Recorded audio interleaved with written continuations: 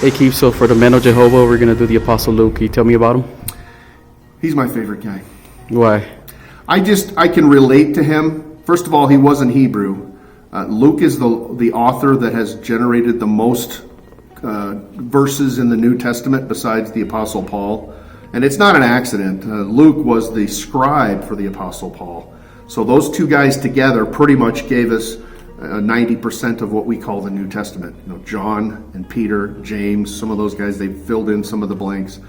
But Luke was introduced to us in the city of Philippi, is where we believe he was first. He first met Paul. There's a vision. Paul is teaching to the Jewish people in their synagogues, and he has a vision. And there's this vision of a man from Mesopotamia, is what it tells us.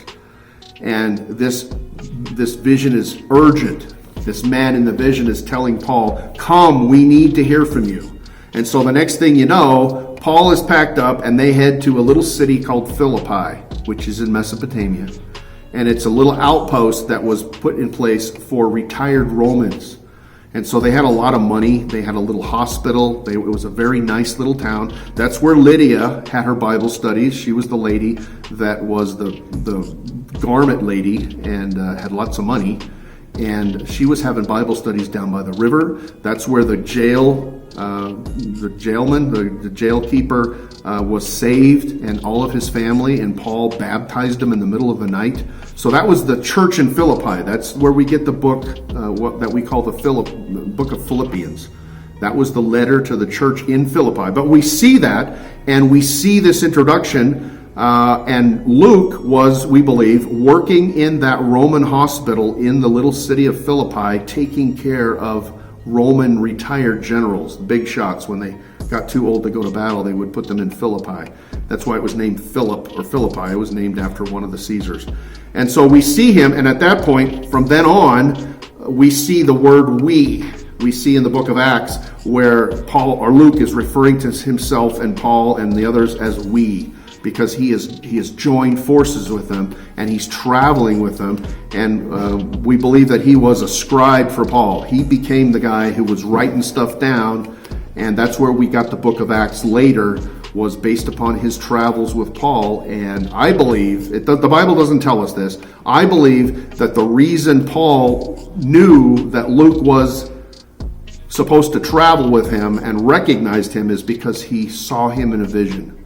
Now, the Bible doesn't say, "Oh, look, that's Luke, you're going to go meet him." But we see God working in the life of Paul and getting him out of the synagogues and the Jewish teaching that he was doing, and he was bringing him into the Gentile world.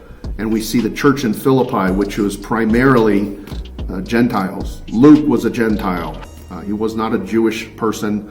He wasn't raised as a Hebrew, and he didn't know that. But he did have the other side. He had the Greek and the Roman influence in his life, and we see that in his writings. He tells us about Caesars in the birth of Jesus. He talks about who's the Caesar when Jesus is baptized by John the Baptist in the river. He said, okay, this is in the 15th year of this person. And so he gives us a good perspective of what's going on outside of Jerusalem and outside of the Hebrew world, and he gives us some bearing so that we understand what's going on and who's in charge during those events. So I believe Luke was very instrumental, and the Bible tells us that Luke was with Paul all the way to the very end. He was one of the last people to see Paul alive, and he was with him when Paul was martyred in Rome. And so I look to Luke as a very good example of the gospel message to the Gentiles. In fact, that's what the Gospel of Luke is referred to. It's the gospel message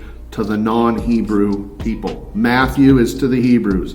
Mark is to people looking for a servant king.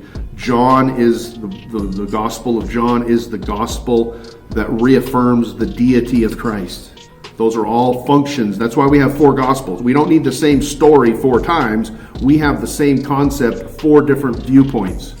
We have the Messiah to the Hebrews, we have the Messiah to the Gentiles, and then we have 2 other Gospels that explain to us what it means that Jesus is the Son of God and that he was deity, but that he came as a servant to serve. He wasn't your normal king who came to boss people around. He came to be a servant king. So those are all included. Luke does a great job explaining. He was obviously very, very intelligent. I would consider to Luke to be one of the more intelligent people of his time.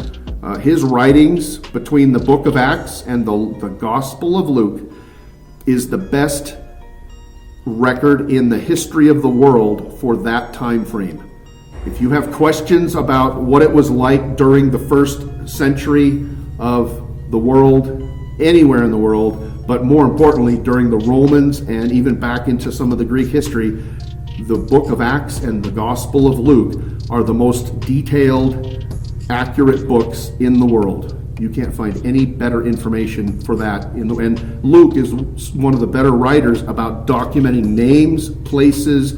There's even shipping records that, because his records of their travels around the Mediterranean are so detailed, they have been able to go back and recreate shipping routes that were used by vendors based upon Luke's writing in the Bible. So he did a very good job.